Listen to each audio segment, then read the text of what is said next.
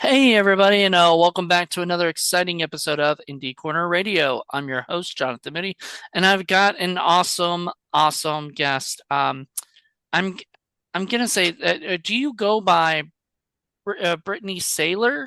Is that I do. okay? So, Yeah. all right. So I wanted to make sure of that before I say anything, but I want to also make sure I'm saying it right because this is once again something I always get messed up on. I'm not sure if I'm pronouncing something right. So it's Saylor, you said. Yes. Okay, Yeah. awesome. Same. And so Brittney, like first of all, give some background to some people who may not be familiar with your work or whatnot. Like, how did you get started in this business? Oh goodness. I've wanted to be an actor since I was 8. Okay. So originally I got started in college and I quit because it's so cutthroat and I wasn't mature enough for it with self-esteem. So then once I kind of got a little older, I started doing it all over again and I'm loving it. So I really got started probably in about 2018. Okay. So, all right. So first of all, you said like I guess you wanted to start when you were 8. I wanted to well, okay, so yes, absolutely. And you do school plays and all of the things, but I am from rural Kentucky. So there's no acting training, there's no like group camps, there's nowhere that you can go to really train. So you just do school plays and church plays and that You kind did of a lot thing. of So that. I did, yeah. Yeah. So did you enjoy it? I loved it. I Okay. loved it. And then so okay, so then you get to college age and you try it and it's just you got to basically have a really thick skin at that point, right? You do. And I think being someone who came from rural Kentucky, the tiniest things would kind of mess with my self-esteem at the time. Something as simple as my Kentucky accent and people constantly I telling me like I your sounded accent.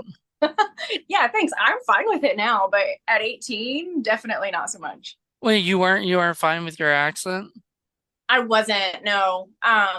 I was not because they would make fun of me and they would be like, every time I would say why, they would be like, oh, you said it like, why? It's all flat. And I'm like, okay, Like, geez, thanks. I know. Uh, I well, know. then you should make fun of their accent, like just throw it right back at them. People love that. But it's weird. It's weird to me to know like how kind of cruel people are when sometimes they don't realize they're being cruel. Yeah, I don't think I mean, we were all just 18. I think it was more just my insecurity and hearing it on repeat just made me feel like I really wasn't in the right space for it. Definitely. So then you start like, but those films, you did do some films, right? In the I college did. age. I did. Were you I happy with did. them? I'm sorry. Were you happy with them? Yeah, definitely. I really enjoyed it. I did a semester. I was originally a theater major, so I did a semester with some theater, and I did some like student films, and kind of got into that. And that probably after that first semester is about when I switched majors. And when I was living in Nashville, I kind of did a lot of local stuff still, without it being anything that I had to worry too much about. I always love hearing about student films, 'cause some of them are like way weird and like I think like you hear like pretentious and stuff. Did you work on any of those or were they like straightforward? Like what kind of student films did you work on? Um, so the first one I did was called Sulky, and it was phenomenal. Mhm. Really great. It wasn't weird at all. But then I did a couple more that were kind of, I don't want to say odd, but like they never fully finished it. So they pieced it all together and it was supposed to be like green screened. And then I'm supposed to get like this final copy right for my demo reel. And there's still a giant green screen in the back and nothing changed. And I'm like, I don't think I can use that. Not even So like a clip from it at all? um No, no. And I quit. I quit dealing with certain maybe locations, we'll say, or colleges that aren't overseeing maybe the students a little better to make sure that it's a full, completely edited project. So there were actually certain schools that just didn't pay attention. They just let the people go and do whatever they Yeah, were doing.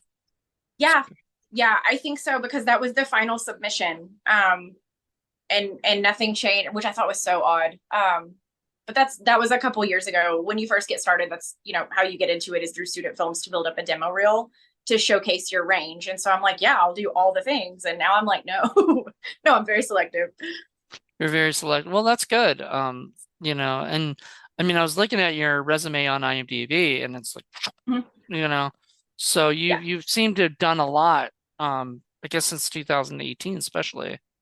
You know, definitely. Well, the student films I don't think are on my IMDb, so those are the professional projects that I actually got to do. So that was pretty cool. I mean, there are a lot. So, but like, okay, so you're an actor. You're trying to get a role or whatever. How do you network? Oh my goodness. Everything is networking. They host in Tennessee. They host little like events where you can go and you can just meet and mingle. I think they Hmm. do the same thing in Nashville, and they have women's film in Nashville also, so you can meet and mingle. And they do that in Louisville. But when you go to one project, you're literally meeting so many people that people remember you and they remember your work. And then I've had so many people just reach out to me from, I saw you in this project and I'm doing this project. Do you feel like you want to audition for so and so, or could you portray so and so? And I'm like, that's awesome. Let me see what I can do. So a lot of it is just through work. My acting coach always says work breeds work, and it really does.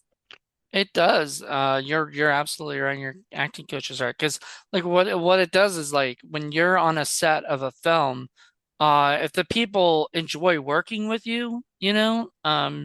and sometimes people don't enjoy working with certain people, I've had Yeah. that. Sure, you've had that. But when they, then later they're looking for, you know, somebody else to get, or somebody on the set might be working on their own project or whatever. You just never know. That's why I've always said to always be nice to everybody on sets, like no Yeah. matter who they are, because you really don't know who's going to be the person who comes out and helps you out next. That is so true. I mean, we should be nice to everybody anyway, but in the back of our minds, like it should always be, you know, there's always a networking opportunity just because, and I will do crew also, but I'm doing my own, like I'm directing my first project now. Hmm. And I've helped my friends on the crew capacity. So most people probably, if they're on set, wouldn't even know that I'm like constantly scouting too for my projects. So Yeah, that's definitely, nice. definitely. So you're working on your own project. That's awesome. I Yes. I had this idea that was in my head for like a year, and I spoke to a friend whom I had met through another project, and I was like, okay, so I have this idea for a short film, and I want to direct it, and I want to create it, and I want it to be mine. And we threw it together, and we just filmed. We started filming in April, and I only have one scene left to film in 2 weeks, and then it is wrapped, and I'm so excited. That's awesome. Yeah. So, like, okay, so how long does a lot of things take for you in post, you know? Can I just say this is my first time editing, and I have two editors helping me. And my estimate right now, I have a full first draft completed. I just need to add in the final scene because Hmm. we had to do a last minute rewrite. So I'll add in the final scene, and then I'm taking it in 3 stages of just video and getting all of the transitions and all of the video fixed, and then audio, and then we're gonna go back through and color grade. And I'm gonna estimate like 4 months. 4 months. I'm giving myself 4 months Well, and hoping that that's good. it's good that you have two other editors working with Yes. you and stuff too. Yes. Like I work with one editor, so or well, actually two. You're right. So I have an editor, and then I have the guy who does my sound slash color grading and all that stuff, like that post op. But I get my regular editor that just sends the rough file to everything. So, but Yeah. yeah, that's amazing. I love that kind of stuff. And then I love that you already have like an estimate of when you want to get it completed. Yeah, Are you planning to do like festivals and stuff? that's the goal. I hope to it. I don't know if I'm gonna do like if they do fall submissions. I'm a little new to this because all of the other ones were submitted by somebody else because it was their project. But I know a lot of the ones that I've been reviewing, I'm aiming for spring. Um, for some of the bigger ones that I'm looking at and I'm feeling hopeful about, but I'm definitely submitting all US stuff and then internationally by next year. And what kind of project is it? So it's kind of drama, a little psychological. There's a lot of symbolism I put into it that I'm hoping everybody catches, but you know it's subjective, so everybody interprets it, you know how they interpret it. But for me, it's kind of tackling a lot of mental health stuff with some like little twists that I thought were kind of cool.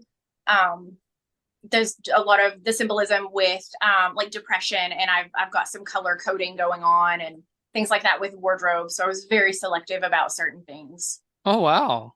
Yeah, That's neat. I like that kind of like yeah, you're pulling like a Hitchcock there, where I hope so. yes. Like, like you watch Hitchcock movies at all? Like I've seen Psycho and Birds.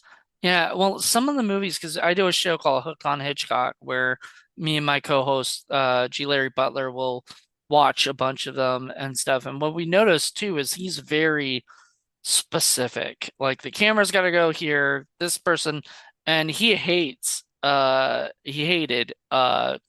is it method actors because they would be like, they would come in and they would say, "Oh, my character wouldn't walk over there." And you'd be like, "Well, your character has to walk over there because that's where the camera is." So, yeah, like you can't argue with him on that. Yeah, And things like that. And I always love that. But he would have everything color coded, like if there's a specific scene where like maybe this black and then there's these other colors that are supposed to do stuff. And I'm just like, that blows my mind sometimes because I don't think like that. And I feel like yeah, I need to learn that, you know. yeah. Did I you learn actually that? well, the guy that did the writing of the script, I gave him my outline of what I wanted, and he put the script together. And he is also a director, and he knows all about the color coding. And so we're working on some of that in post. Some of it was matched with wardrobe, and some of it's masking. But he sent me this whole layout of stuff, and it's really impressive. That is awesome. Yeah, So, okay, so that's how it all began, right? You talked to your friend that's a yeah, writer and you guys just kind of brainstormed some ideas and then you guys put it together, you know? So that's yeah, awesome. yeah. I know, insane, but it worked. I mean, that's how you got to do it these days is do it yourself and make it, Yeah. and how long was the shoot? In total, 5 days, and then we have the one add-on day for the rewrite. So six days of filming. So this was a short, not a feature. Just a short, yeah, Okay. yeah. I don't know that I was ready to tackle a full feature. Well, I mean, I know a guy who that's the first thing he did was do a short or a feature, did a feature first, then and I even said to him, awesome, usually these people start with shorts, but it's great that you went right into a feature. And then right after that, he started doing an anthology of shorts. And I thought that was kind of Sweet, funny. But I yeah. mean, go for it. I haven't done anything but pretty much shorts yet. I'm finishing up Okay, my first feature by the end of next year, but nice. yeah, it's not it's taken a long ass time. I don't even want to go into that.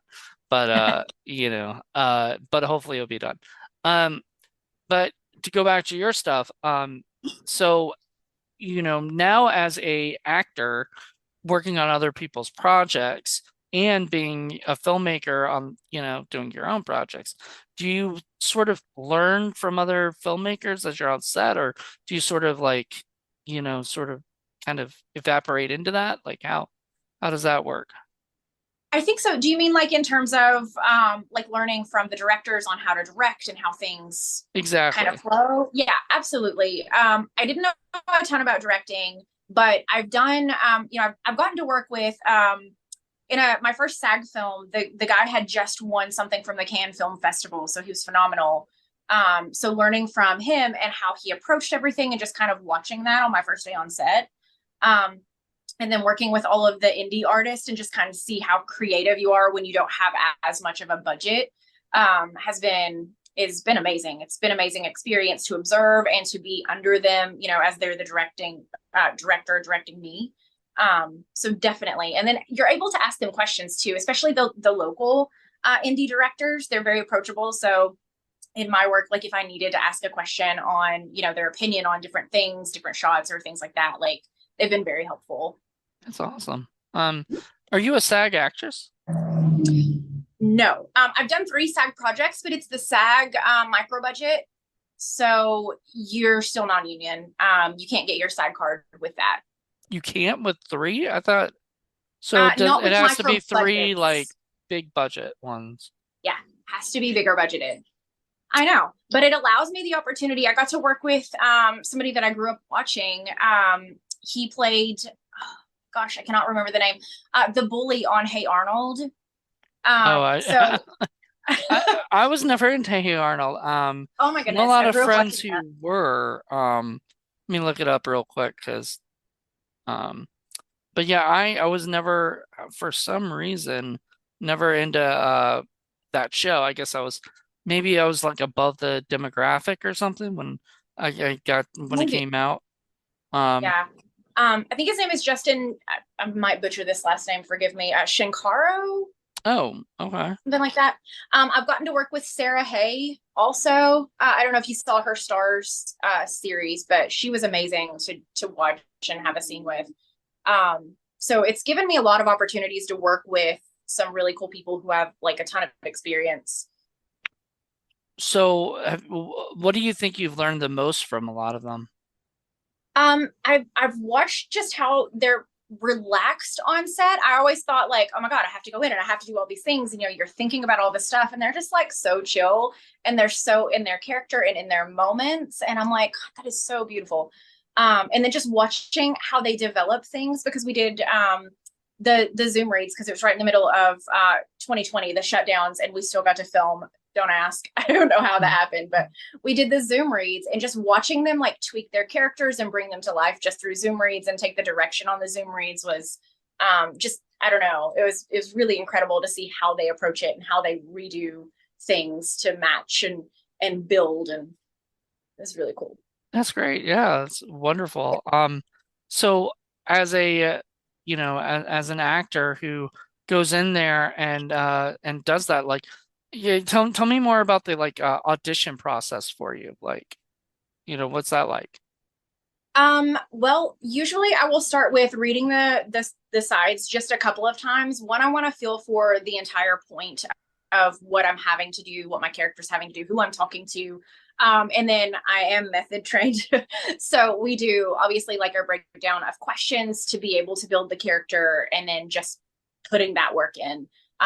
Who are they, making your choices, getting your nuances, just really doing the full development, and then record who you've developed and hope for the best. Yeah, that's funny that I mentioned the method acting and I whatnot. And know. do you ever feel like that's true though? Like that, like you're on set and you feel like your character's gonna go this way and whatnot, like and the director's just like, no, no, no, I want you to come over here and do this.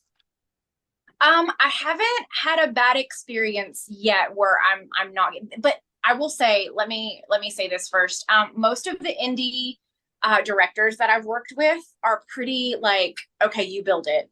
And if they need to rein me in, like they totally can. And I'm very open to being redirected. I don't think that I know all the things. I think that I build how I feel that my character is.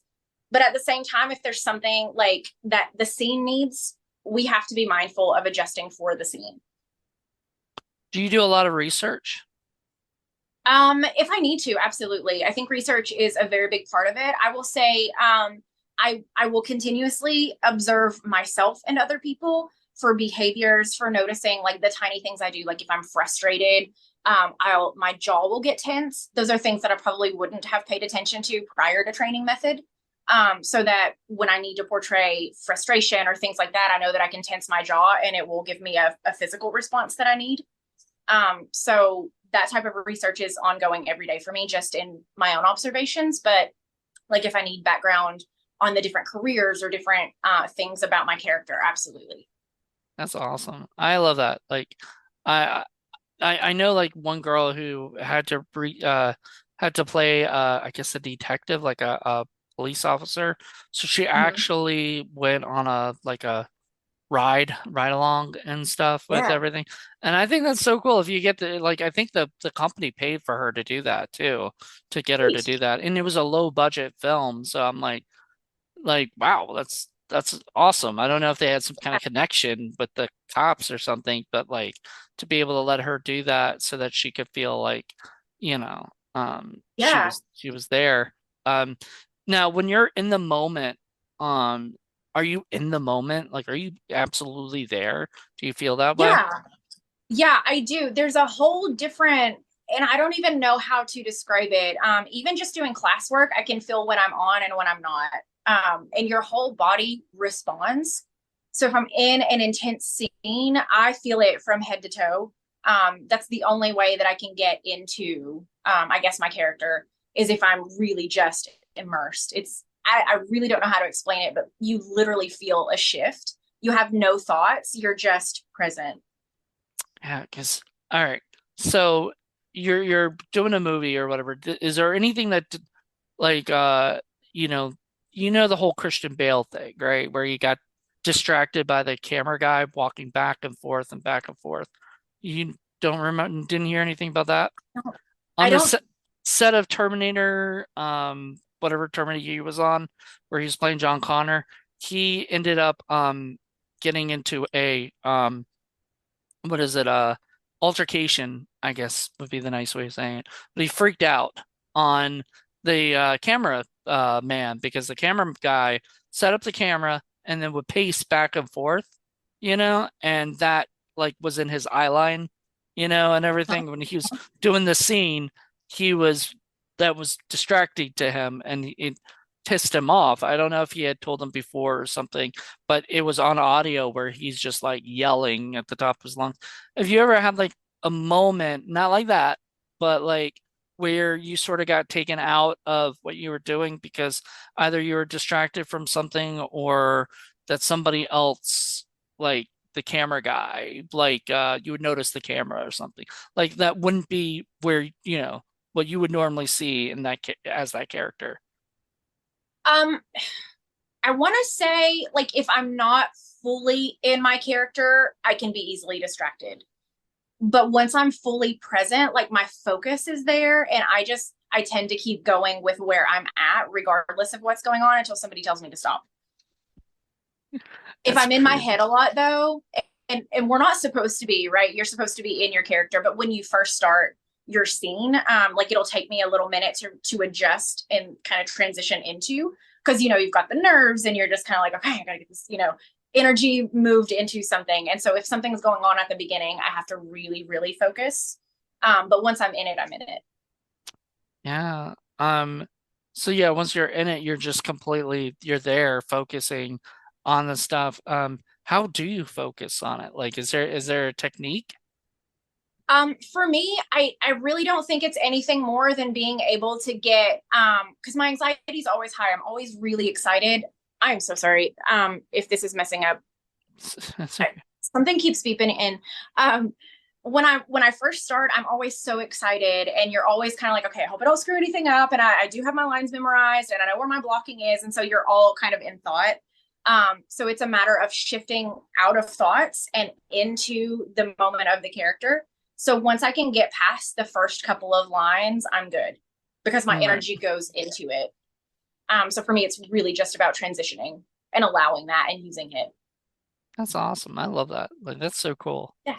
You know, I have books like I have like uh was it Meisner on acting and Yeah. Yeah. and I was living I think I've told this story on this show before, but it'll be new to you.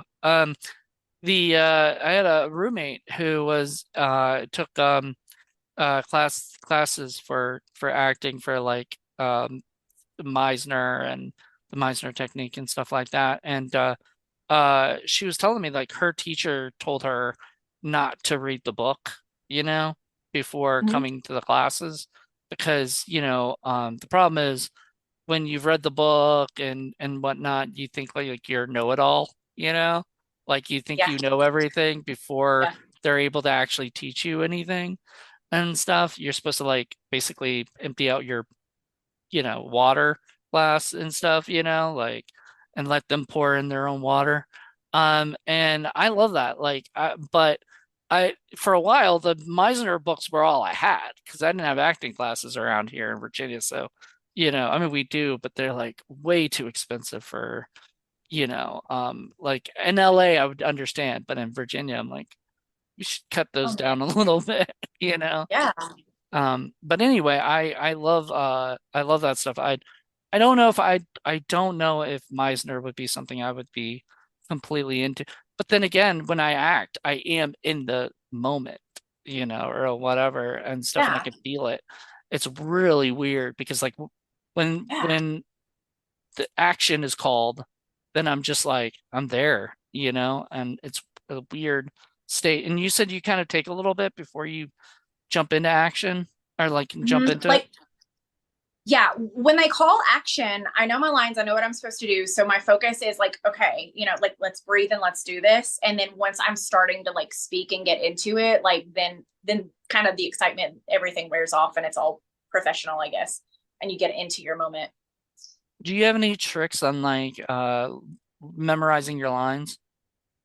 Um, I really don't. I apparently have a really good memory. I can memorize my lines pretty fast.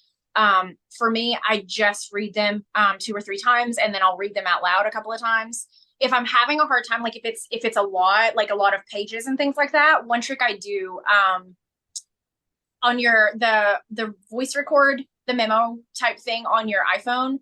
Mhm. I'll record all of my dialogue, well, the whole scene. I'll record every ounce that I need to memorize, and I'll just listen to it while I'm driving too if I need that extra. That's actually a good idea because it's weirdly enough like when I listen to a song over and over again, I'll eventually learn the lyrics, Yeah. So, uh, but in the beginning, it might take me a little bit to remember, but the more I Yeah. listen to it, the more, yeah. So that's good. I've thought about that, like doing stuff like that, when Mhm. I do it. So maybe next time I will. Yeah. Now, so you go from like one project to another.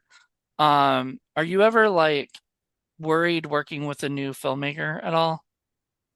Um, I feel like I'm selective enough, and I kind of like I like to check out background for quality and things like that. I'm nervous in how I perform for new people, or how they are going to direct. So some amount of it, but I feel like it's like this maybe a good thing, like a good curiosity. I try to do my research. I try to make sure that I'm prepared for their style, Hmm. so that I can be, what I need to be as far as my character, but also easier to work with.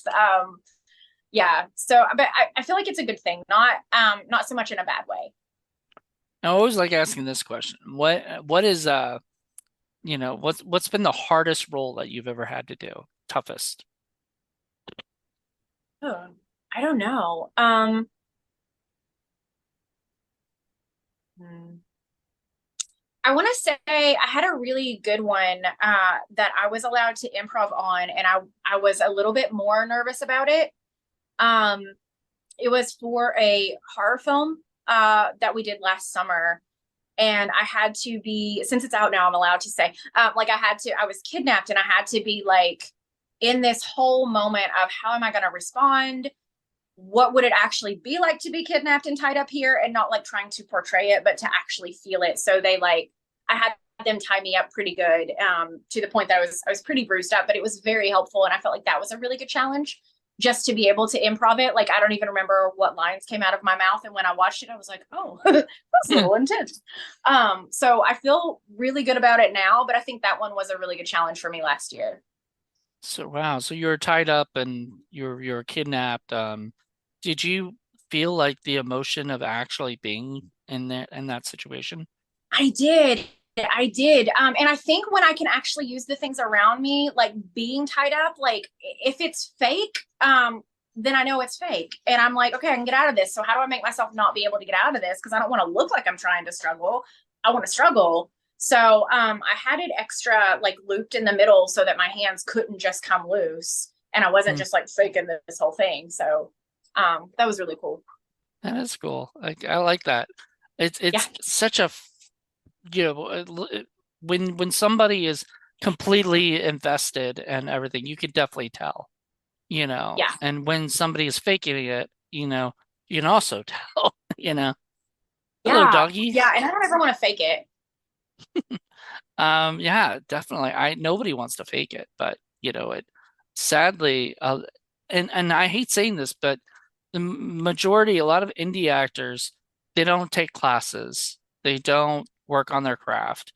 And then they get mad, like sort of when they don't get cast for roles over Yeah. somebody who is, hopefully. Um, Yeah.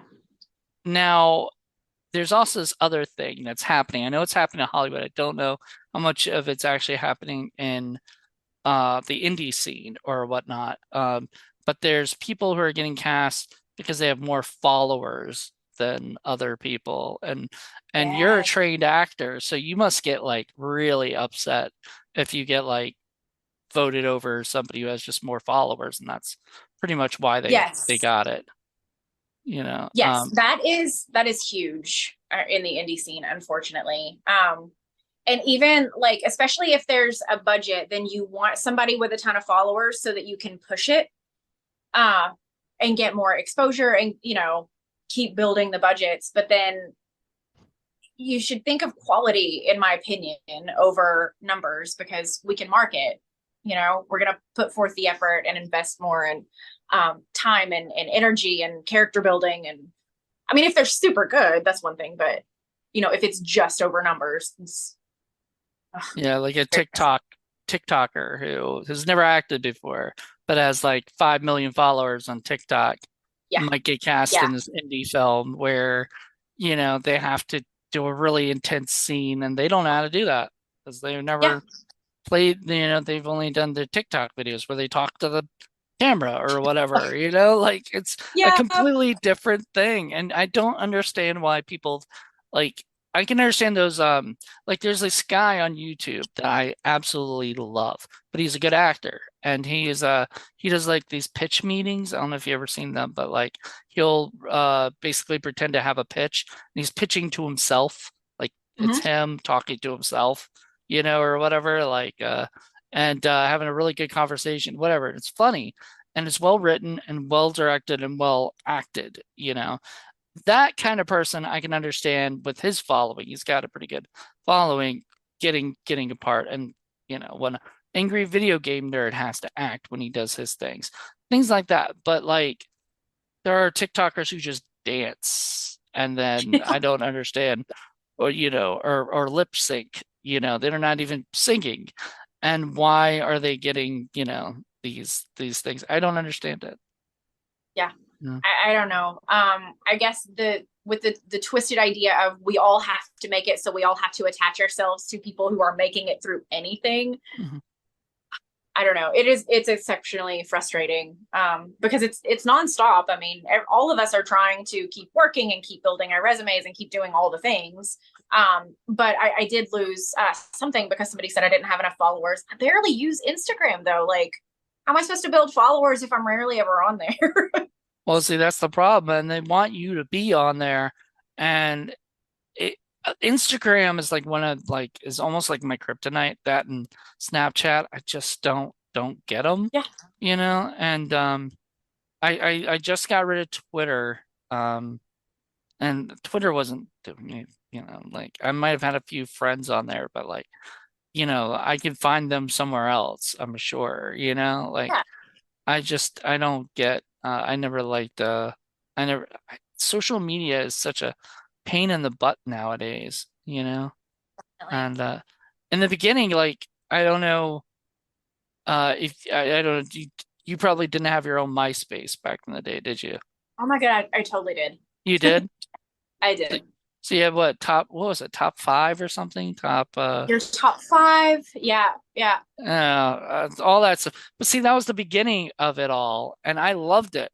And then Facebook came around, and I was like, okay, this will be good.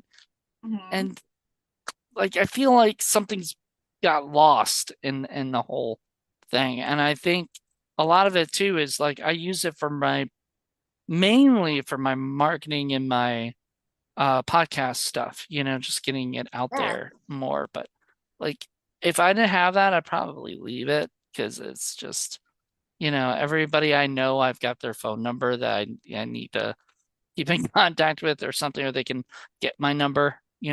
Um, yeah. but it's just a pain in the butt these days.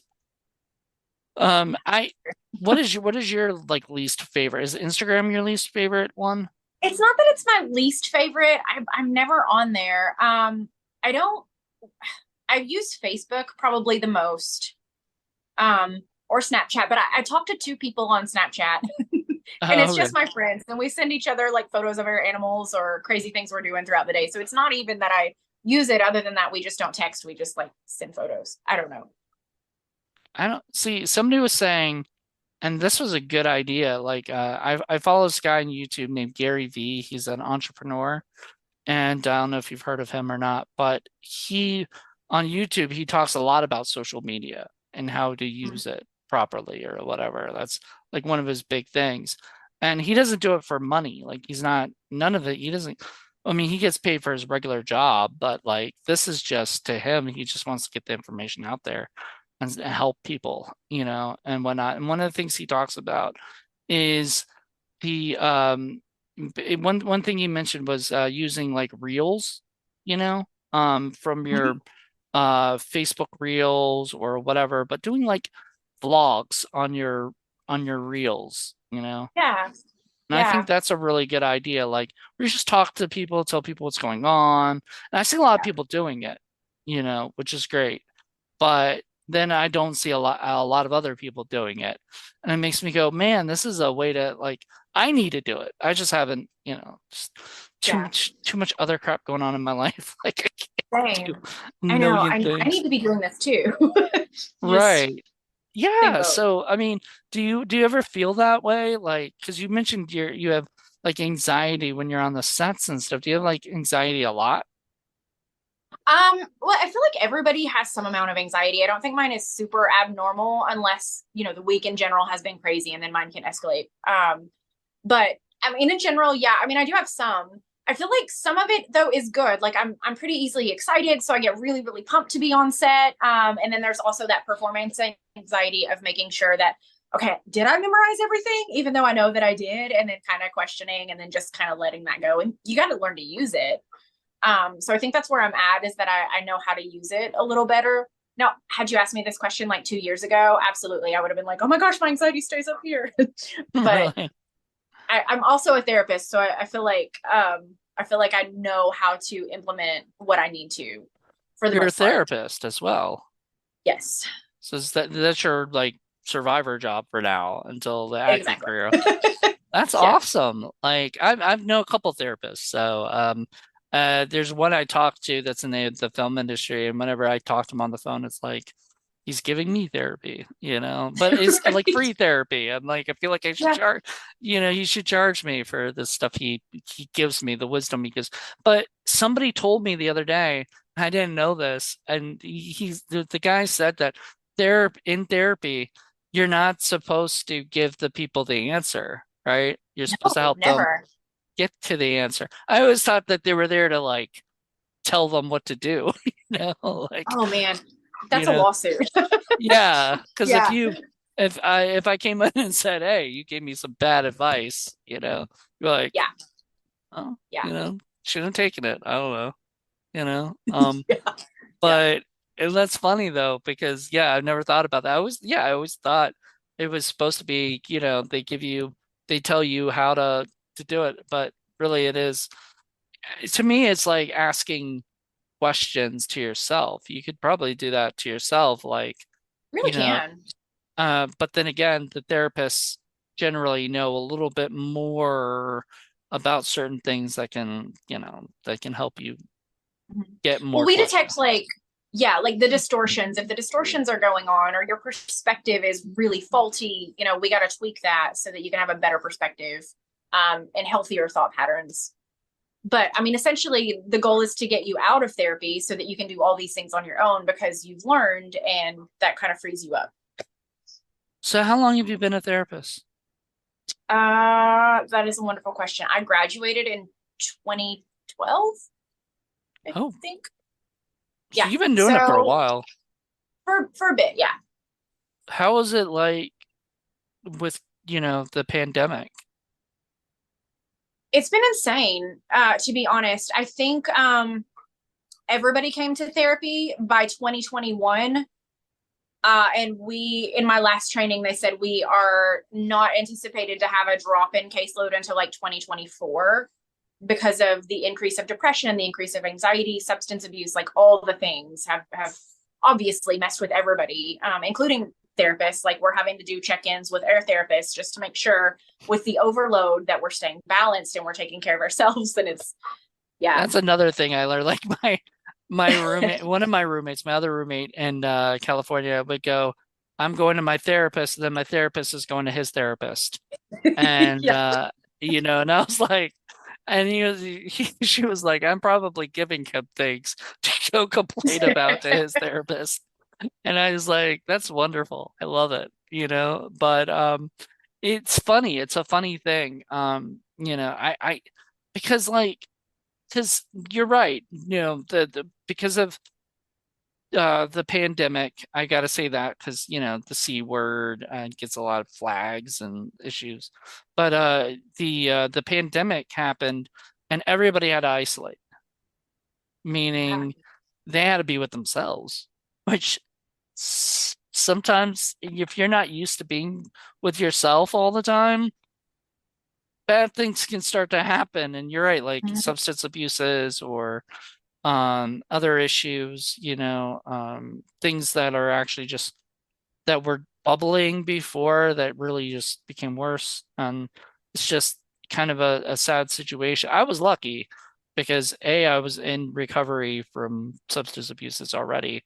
So it was like I was just like, well, just gonna hang out here and just watch TV, Yeah. and stuff. But like that, a lot of people probably relapsed over that stuff Yeah. and Yeah, whatnot. everything really escalated. I don't remember all the percentages, but it was really, I guess, kind of eye-opening to see just how much everything escalated. Like you could feel it. I mean, I know that my caseload doubled pretty quickly. Everything was just kind of like I like work nonstop from until I think I would end. I would not get home until like 8 o'clock at night because I was just seeing people back to back to back. Which is not I've cut down this year, fortunately. But just you could feel it, but to see, I guess, the magnitude statistically, it was a lot.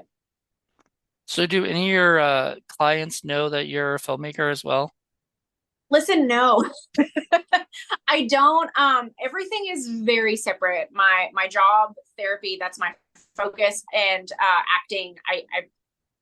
I would say no, with the exception of one. I don't tell anybody anything. They don't know a ton about my personal life unless it pertains to something that, I need them to connect to understand that people in general feel certain ways and that it's normal and this is how we cope with it, right? But I have a commercial that is airing across Kentucky and Tennessee both. Hmm. And I had one person send me the commercial and I was like, oh, oh, so now we know. So now they know So you're an actor as well, but now like, they know. Yeah. but I mean, that shouldn't change anything, right? Like, It hasn't. It hasn't. I as a therapist, I don't want anybody feeling any certain way or checking out anything or having any, you know what I mean? Like I want them to feel safe. Everything should be focused on them and those my life doesn't exist when we're in that room together. It's about them and how I can help them. So I need that to stay the same. So I really don't I don't try to have everybody know everything. But I I get that. yeah. Especially if they see like you're in a horror movie, they might be like, Right. like Or, if some people are religious and you're in a horror film, then, are they going, if they come in with a bias or worried that you're biased because they're religious or, anything like that, I don't want anybody to feel like I have any judgments or that yeah. they do. Now, so did you have to kind of sort of, when you were in school for that, did you have to sort of learn how to cut off that biasness, or was that something you already pretty much knew going in that Um, that was gonna? you learn how to be aware of it because everybody has it. And when you start recognizing, because it still happens, we still have these like, what do you mean you did this for the 27th time? You kind of you catch it. You learn how to catch it and redirect it to, okay, this is where they are. Let me reframe and let's get to the curiosity of this point. Yeah. But everybody has some sort of opinion about everything. You just have to learn how to catch yours and shut it back off. So you do ever catch yourself like when you're talking and then you just go, okay, let me rewind and not do that, right? Do you do that? Yeah. But I feel like Okay. I do that all the time anyway. Like today, I had to catch myself because I was writing my dates as November because that's how my day is going. So, like, it is May. That's how my day started. So, I'm always like, my mouth, I'm my brain. I'm actually just with you. I'm with you. I actually caught myself that the other day, like forgetting what month it was. Um, Yeah. because I'm working on multiple things and doing all these things that are in the future, and stuff like, planning. Because, as a filmmaker, you have to plan for like, you have to make sure people are free for certain dates or Mhm. that, for my show for Indie Film Cafe, we have we do a review show and we're almost done in July. Like, we're going to be wrap up the full season. So there's going to be an episode that won't air till like maybe November or December, or whatever, but like you have to plan for all of that and whatnot. And so it's just very like I forget what month it is, what day it is, you know, all that Yes. stuff. And I'm sure you're Yes. the same way with doing multiple things and having multiple dates in your head, all the time. Yeah, definitely. Though November wouldn't be a bad time. I want to I know. see what happens in November. Maybe that's something like interesting happens then. Um Maybe. Or maybe I just get time off with lots of turkey. Maybe that's where my brain went. I don't know. maybe. Yeah, you got Thanksgiving then. So there you go. And Black Friday and all that fun stuff that comes like All right my after. favorite things. Oh, you really? You like Black Friday? Every year, I have a list that I start, and I start scouting at the beginning of November for all the Black Friday lists, and then I obsess over it for weeks until it's time to buy things. I'm Where do you so shop? bizarre, Where do you but I love shop it. for Black Friday? Literally stupid stuff. I stock up on my hair conditioner for the whole year because it's like 40% off, and I don't want to pay full price, so I just buy in bulk. In Like bulk. stupid things like that. And then I'm hoping to get maybe like I like video games, so I'm hoping to get some like discounted video games. I just whatever floats my boat, and Christmas gifts for everybody, so that's helpful. It's funny. I'm like, I I always forget. Like, I know a lot of people like that will in my family that will like throughout the whole year be buying Christmas gifts.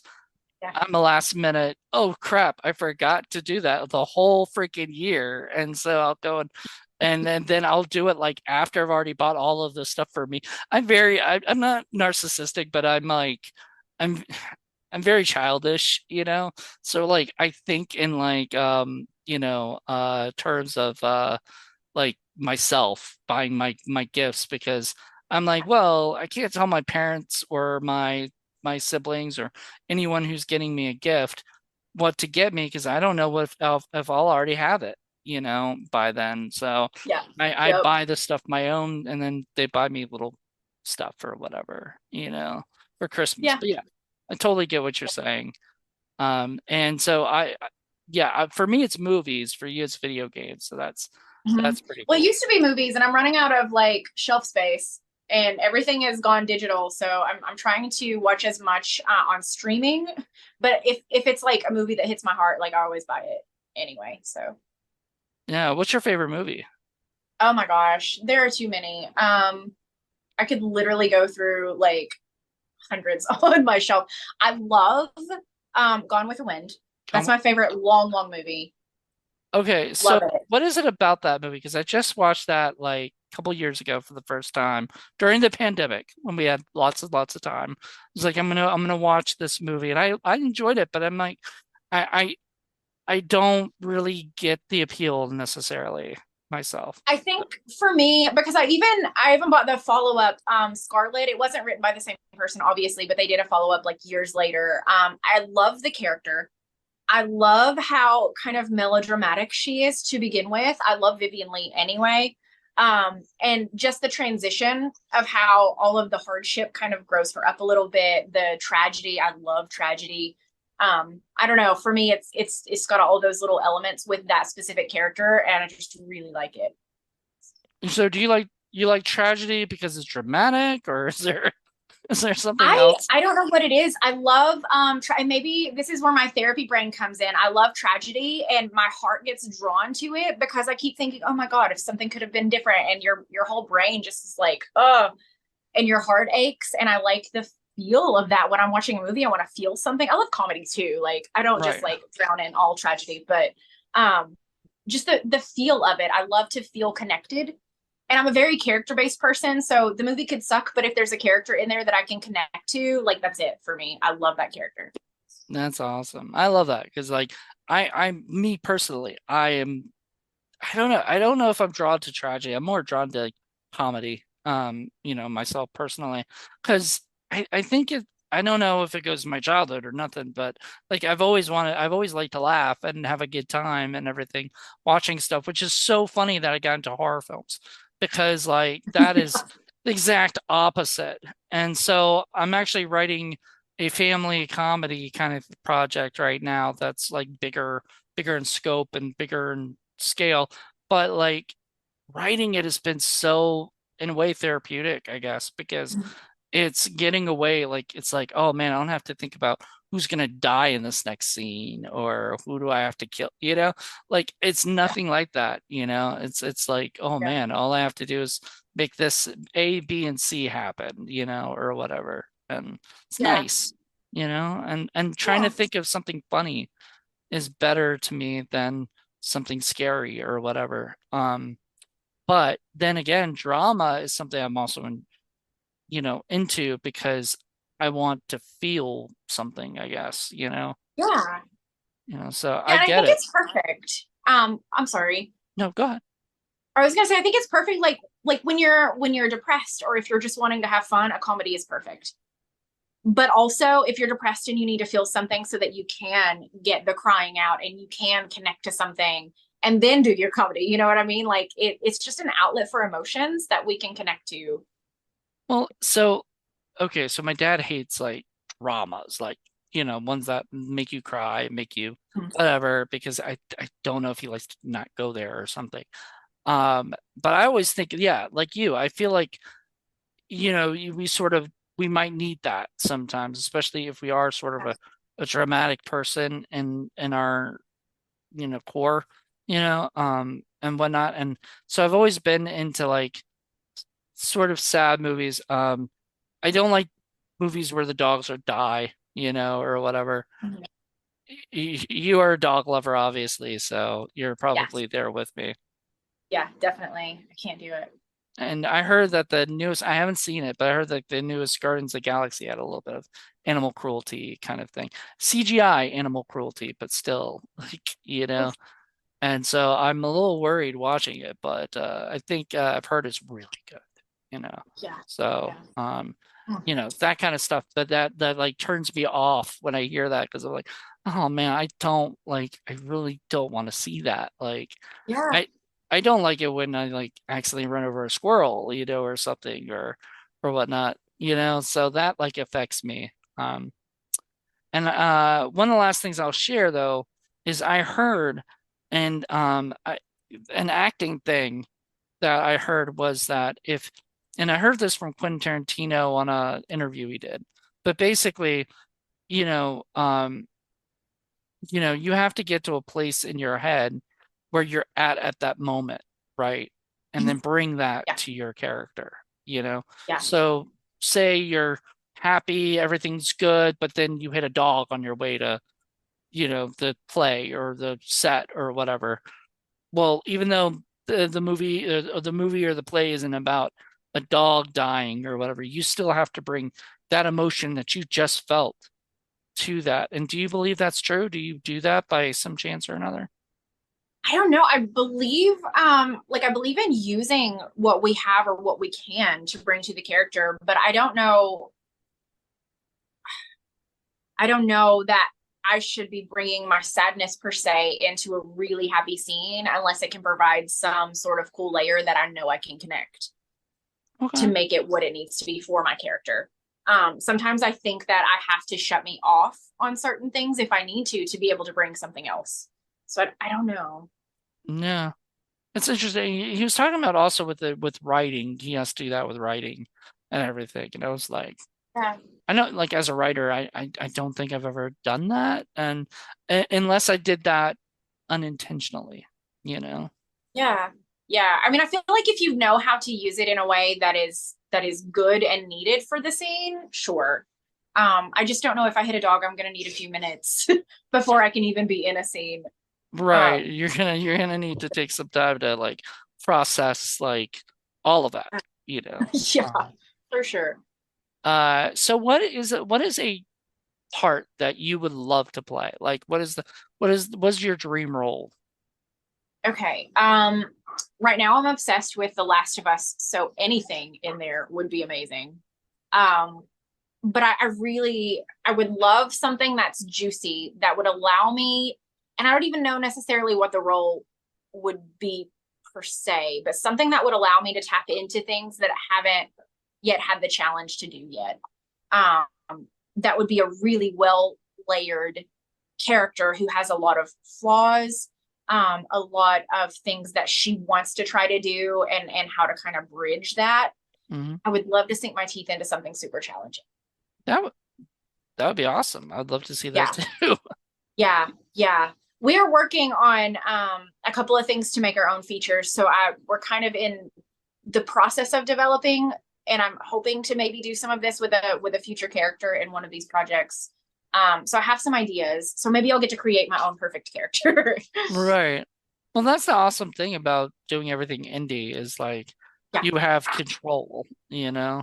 Uh, when you write it, you don't have like a studio telling you, no, you can't do that. Or, um, there's like the Marvel thing where Marvel, you know, a lot of the directors and writers get into fights with the producers because they have specific things they need to put in this that'll connect to the next movie. So they're just like, you can't, you don't have free range to do whatever you want. You have to do what we want, and stuff. But an indie film, unless you are the producer of your own world, then you don't really have to, answer to yeah, anybody else. And it's nice. it's pretty Yeah. cool. Yeah, it's pretty cool. I like that. So let's real quick, what have you been up to lately? Well, I just finished the short film Invisible that I would directed. And I have two films coming out this year that I'm really excited about. And then I have two more projects lined up for summer. What are the So, two ones that are coming out this year? Live, Laugh, Die is supposed to be out in a couple of months. Nice. And that one is a serial killer comedy. I actually interviewed Ariana, so Did you? Very yeah. cool. Very cool. It's so weird. Like she's from Virginia where I live and stuff, and she just Oh, cool. she knows so much, Yeah. like at such a young age. It just baffles Yes. my mind. Like She's phenomenal. I'm like when I was 15, I was lucky I didn't drool, or something, like I didn't know half the crap that kids know today. Mhm. And they get taught these things. I don't think in school they have to go to classes and they do those things, but like still wonderful. Like I just love that. Yeah, so that's awesome that you're gonna be in that. Mhm. And what was the other project? The Rose Wagon. Was she in that one as well, or she Yep. worked on that? Yeah, Yes. Yeah. I was like, wait, I remember hearing that one. Yeah. That's awesome. Um, Yeah. did you work with her before then, or those two were the ones you? Well, actually, I didn't have any scenes with her in Live, Laugh, Die, but I worked with, or I met her. No, she had left the day that I arrived for my scenes with Rose Wagon. Oh, Um, wow.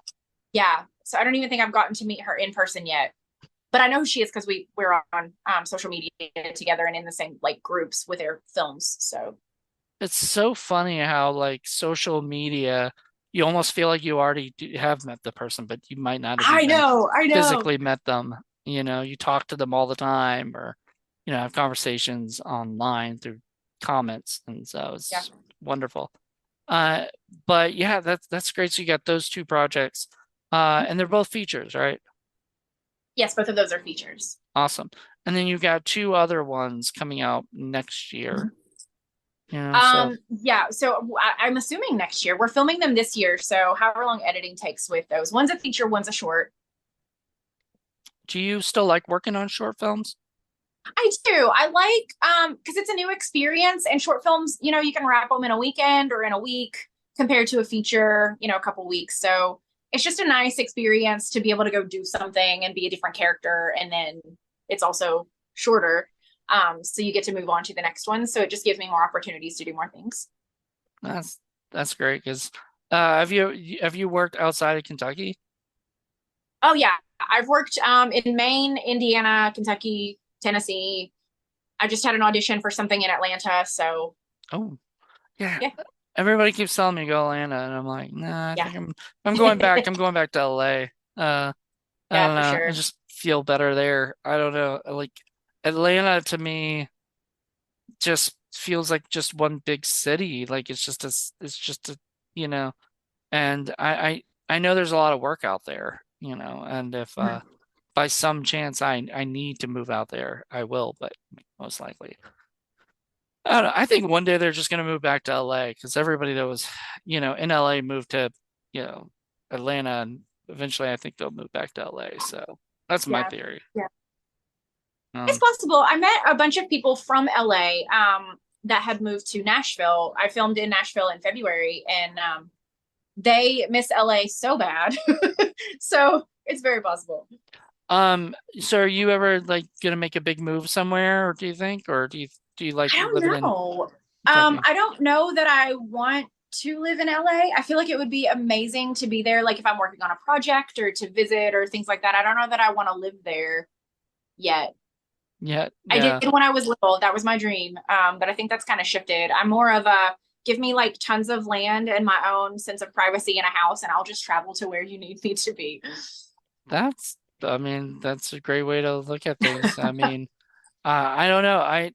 I personally, when I was living in LA, I just there was something about it, like when I first visited, that like I came out to go to my Uber, right, at the airport, and I come out and like I walk out of the airport, and there's this air in LA that just like I just felt so different, and I did Yeah. not know how to like describe that, but it was just like all of a sudden I felt like this was my new home for real, and I Oh, almost cool. didn't want to leave when I visited, but I had to go back and grab my stuff and say goodbye and do all that fun stuff, Man. but like it was such a, I mean, such a great place, and just being at places where I could see, you know, uh all the studios, and you driving by the Warner Brothers lot a lot, Yeah, that'd be uh so cool.